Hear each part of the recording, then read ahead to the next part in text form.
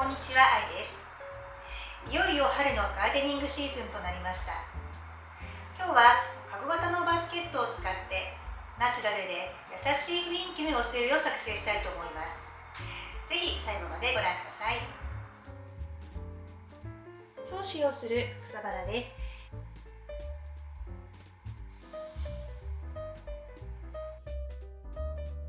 配置のイメージです。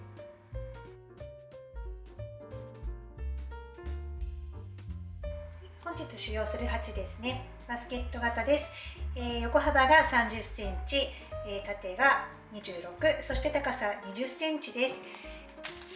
中にビニールシートがついていますけれども、穴が開いていませんので、植え付け前には小さい穴を開けて準備しておきます。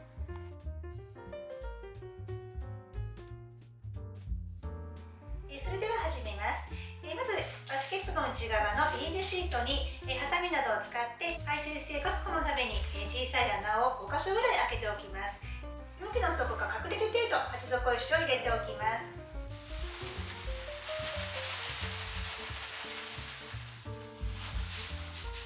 続いて草花用の培養土を容器の半分ぐらいのあたりまで入れておきます。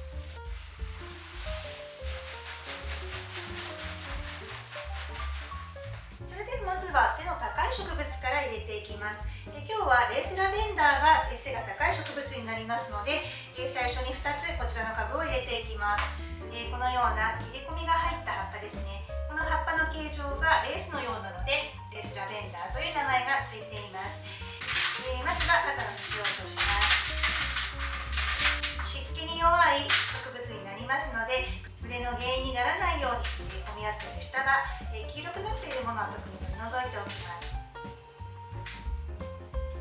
加湿に弱い性質なので、夏場の蒸れに気をつけて管理すると、また秋にも花が咲く四季咲きのラベンダーとなります。根が少し回っていますので、軽くほどいて後ろの位置に配置していきます。今日は2株用意していますので、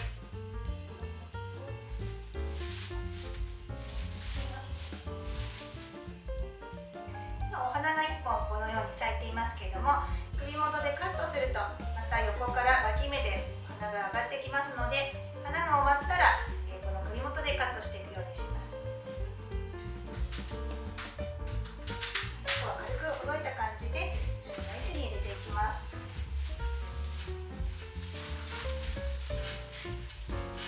前倒しな感じで配置していきます。正面がこちら側からになるので、やや倒し気味な感じで配置しています。続いてオステオスペルマムを2株入れていきます。下がかなり混み合っているので手で取り除いておきます。園芸店でオステオスペルマムをこの時期買い替えですね。つぼみがなるべく多いものを選ぶと良いです。常緑の多年草となりますので、毎年お花を楽しむことができます。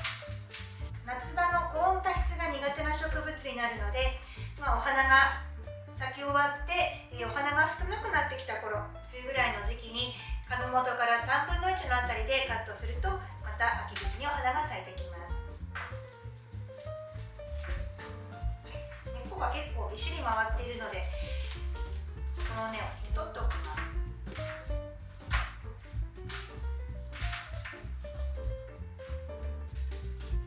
土を落とします。このような状態です。中央部分に2株配置していきます。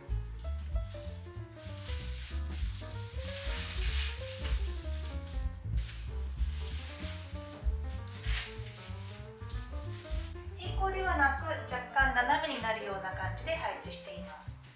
続いてネメシアを2株入れていきます。ゲブラ長豊さんのネメシアメーテルです。ゲブラさんの、ホームページに育て方が、動画で結構上がっていたりするんですけども、この時期、ネメシアをハンギングや寄せ植えで使うのをとてもお勧めされていました。まずは土を落とします。軽く根を広げて内側のフルーツ状としたら配置していきます。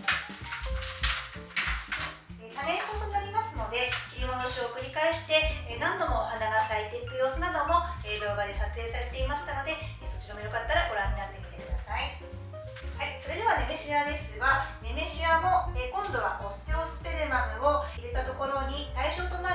感じで対角線上に配置していきます。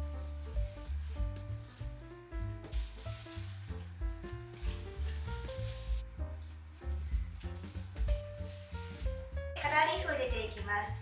ふわっとした質感のロータスプリムストーンです。動きがあるのと、少しもう成長して背丈が高い株になりますので、後方に配置していきたいと思います。古い土を落とします。株を分けることができたので、軽く株を2つに分けています。切らないように気をつけながら後ろに入れていきます。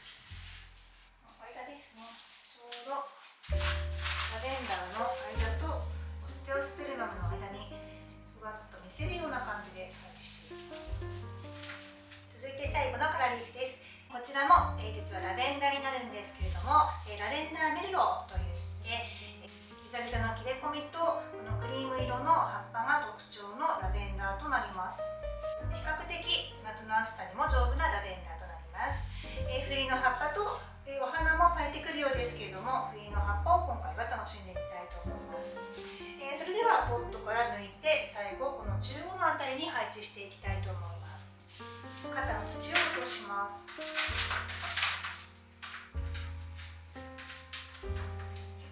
香りがとてもいいラベンダーになりますので、葉っぱからもとても良い香りがしています。下側の混み合っているところはブレの原因になりますので、取り除いてきれいにしておきます。はい、それでは軽く土を落としたものを配置していきます。ロータスとつながるような感じですね。はい、それでは今配置が全て終わっているところです。上からと後ろから見た状態となります。こんな感じですね。混み合うことが、嫌いな植物が多いですので、なるべく、隙間を空けてなるべく蒸れの原因を作らないように割と間隔を持ってゆったりと配置しています。それでは最後、しっかり台と苗の隙間の部分に土を追加していきます。それぞれの植物が大きくなっていきますので、あまり間隔を詰めすぎないように配置しています。そのため土が入る部分もかなり多くあるかと思いますので、そういった場合はしっかりと隙間なく土入れをしていくようにします。前方は苗を持ち上げるようにして、手前の位置にもしっかりと土を入れていきます。土入れが終わったら、株元にバークチップでマルチングをしていきます。